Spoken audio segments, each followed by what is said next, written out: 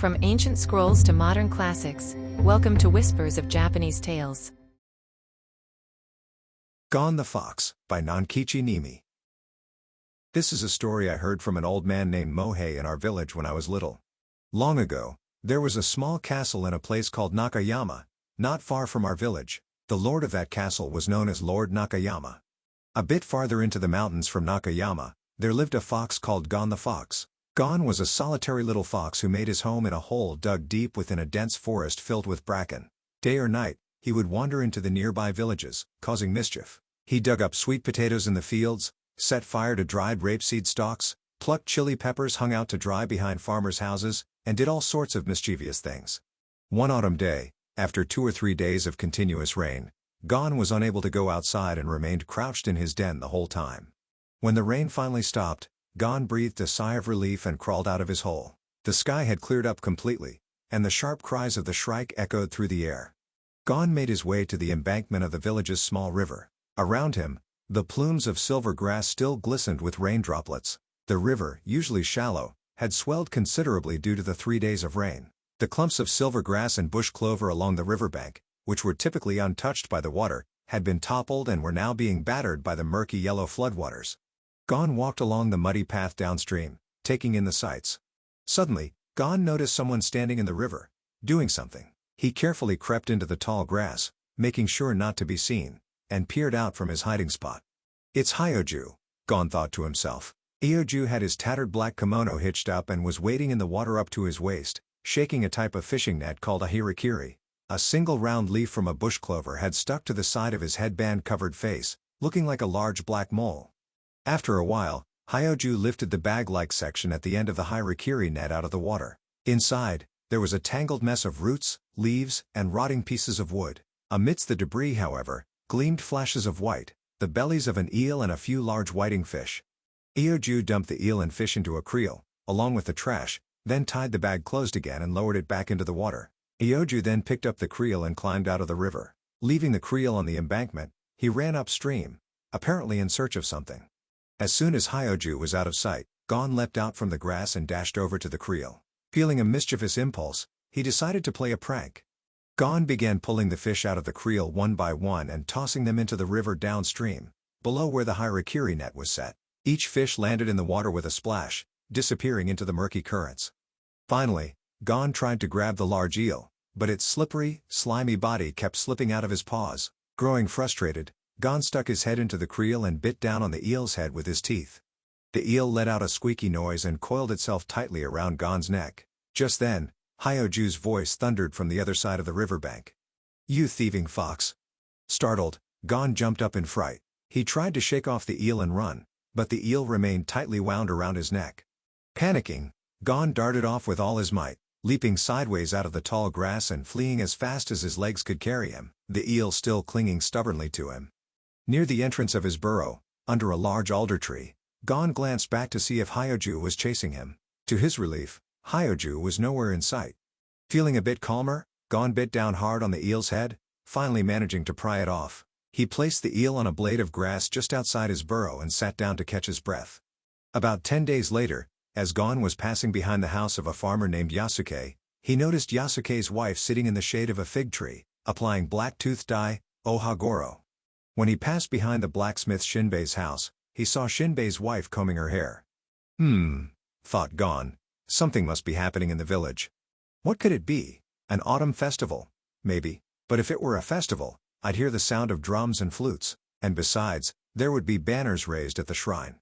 Pondering this, Gon wandered on until he found himself in front of Hyoju's house, the one with the red well in front. Inside the small, run-down house, a large group of people had gathered.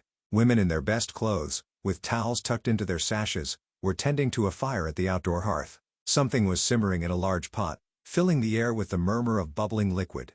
"Ah, it's a funeral," Gon thought to himself. "Who in Hyoju's family has passed away?" That afternoon, Gon went to the village cemetery and hid in the shadow of the 6 Jizo statues. It was a beautiful day, with the roof tiles of the distant castle glinting in the sunlight. In the cemetery, clusters of bright red spider lilies bloomed like strips of crimson cloth, stretching in vivid contrast to the greenery.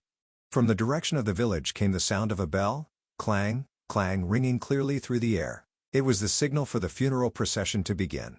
Before long, the funeral procession, with its participants dressed in white garments, began to appear in glimpses through the trees. The sound of their murmured voices grew closer. The procession entered the cemetery, leaving a trail of trampled spider lilies in its wake. Gon stretched up to get a better look. He saw Hyoju, dressed in formal white attire, carrying a mortuary tablet. Ihai. His usually lively face, as hearty and red as a sweet potato, looked somber and wilted today.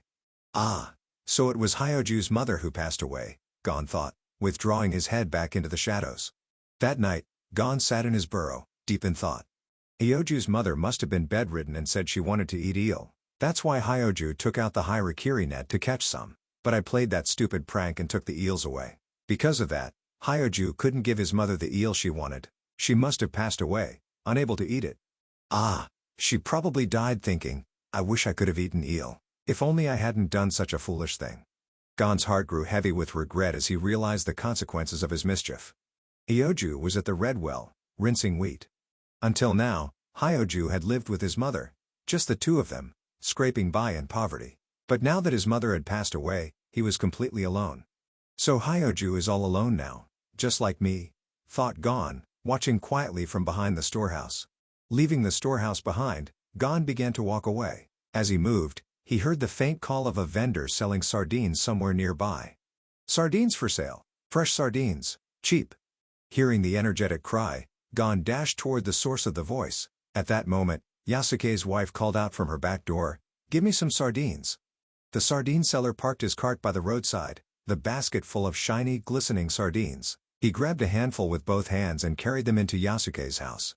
Seizing the opportunity, Gon snatched 5 or 6 sardines from the basket and ran back the way he came. He hurried to Hyoju's house, and from the back door, tossed the sardines into the house. Without waiting, he turned and ran back toward his burrow. At the top of a hill, he glanced back and saw Hyoju, still at the well, rinsing wheat. From this distance, Hyoju looked small, absorbed in his lonely task. Gon felt a small sense of redemption. This is one good deed to make up for the eel, he thought. The next day, Gon went into the mountains and gathered a large pile of chestnuts. Carrying them, he headed to Hyoju's house. Peeking in from the back door, Gon saw Hyoju in the middle of lunch. He was holding his rice bowl but seemed lost in thought, staring blankly ahead. Strangely, there was a scratch on Hyoju's cheek. What happened to him? Gon wondered as he watched. At that moment, Hyoju muttered to himself. Who in the world threw those sardines into my house? Hyoju grumbled to himself. Because of that, I was accused of being a thief and got into trouble with the sardine seller. He gave me a hard time. Hearing this, Gon realized his mistake. Oh no, he thought. Poor Hyoju. He must have been beaten by the sardine seller and ended up with that scratch. Feeling guilty, Gon quietly slipped around to the storehouse and left the chestnuts at the entrance before sneaking away. The next day, and the day after that, Gon continued to gather chestnuts and bring them to Hyoju's house. On the following day, he brought not only chestnuts but also 2 or 3 matsutake mushrooms. It was a beautiful moonlit night, and Gon wandered out for a stroll. As he walked past the base of Lord Nakayama's castle and continued a little further, he noticed someone coming along the narrow path ahead. Voices could be heard faintly in the distance. The chirping of pine crickets, chin kairo rin, filled the cool night air. Gon quickly hid on the side of the road and stayed perfectly still. The voices grew louder as the figures approached. It was Hyoju, walking with another farmer named Kasuk. Hey, Kasuk, Hyoju said, breaking the silence. Huh? Something really strange has been happening lately, Hyoju said. What do you mean? Ever since my mother died, someone, I don't know who, has been leaving me chestnuts and matsutake mushrooms every single day. Really? Who's doing that? I have no idea. They leave them without me noticing. Gon, hidden nearby, decided to follow the 2 men as they walked. Are you serious? Kasuk asked. I swear it's true. If you don't believe me, come by tomorrow, and I'll show you the chestnuts, Hyoju replied. Wow, that's a strange thing to happen, Kasuk said, shaking his head. After that, the 2 men fell silent, walking quietly along the path. Gon trailed behind them, his curiosity and guilt stirring within him. Kasuk glanced back over his shoulder. Gon froze in place, shrinking down as much as he could to avoid being seen. However, Kasuk didn't notice him and continued walking ahead. When the 2 men arrived at the house of another farmer named Kishibe, they went inside. The steady pone sound of a wooden fish drum echoed from within. Light shone through the paper sliding screens of the windows, casting the shadow of a large, shaved head moving back and forth. Ah, they're having a memorial service, Gon thought as he crouched down near the well, watching from a distance. After a short while, 3 more people arrived together and entered Kishibe's house. The rhythmic chant of sutras being read drifted out into the quiet night. Gon stayed crouched by the well until the memorial service ended. When Hyoju and Kasuk left together, Gon decided to follow them again, eager to hear their conversation. He carefully trailed them, stepping on Hyoju's shadow as they walked. When they reached the area in front of the castle, Kasuk spoke up. "About what you were saying earlier, I'm sure that must be the work of the gods." "What?" Hyoju exclaimed, turning to Kasuk with a startled expression. "I've been thinking about it ever since, and I'm certain it's not a person doing this. It's the gods. The gods must have taken pity on you, now that you're all alone, and decided to bless you with all these things," Kasuk said earnestly. "You really think so?" Hyoju asked, looking doubtful. "Of course. That's why you should make sure to thank the gods every day," Kasuk insisted. "All right, I will," Hyoju nodded. Hearing this, Gon thought to himself, "Well, this is disappointing. I've been the one bringing him chestnuts and mushrooms, but he's thanking the gods instead of me. This just doesn't seem fair." The following day, Gon brought more chestnuts to Hyoju's house. Hyoju was in the storehouse, weaving rope. Taking advantage of the moment, Gon sneaked in through the back door. Just then, Hyoju happened to glance up, and there was the fox, entering his house. "That fox again," Hyoju thought. "It's that same Gon who stole the eels the other day. He's come back to cause trouble." "All right, I'll get him this time," Hyoju muttered, standing up. He went to the shed and grabbed his matchlock rifle, loading it with gunpowder. Hyoju crept closer, silently stalking the fox. As Gon was about to leave through the doorway, Hyoju fired with a loud bang. Gon collapsed with a thud. Hyoju rushed over. When he looked inside the house, he noticed a neat pile of chestnuts left on the dirt floor. "What's this?" Hyoju exclaimed in surprise, then turned his gaze to the fallen Gon. "Gon, it was you, wasn't it? You were the one bringing me chestnuts all this time." Gon, lying motionless on the ground, slowly nodded with his eyes closed. Hyoju, overcome with shock and guilt, dropped his matchlock rifle with a clatter. A thin trail of blue smoke still drifted from the muzzle. Until we meet again, may the stories of Japan inspire your days. Don't forget to like and subscribe for more tales.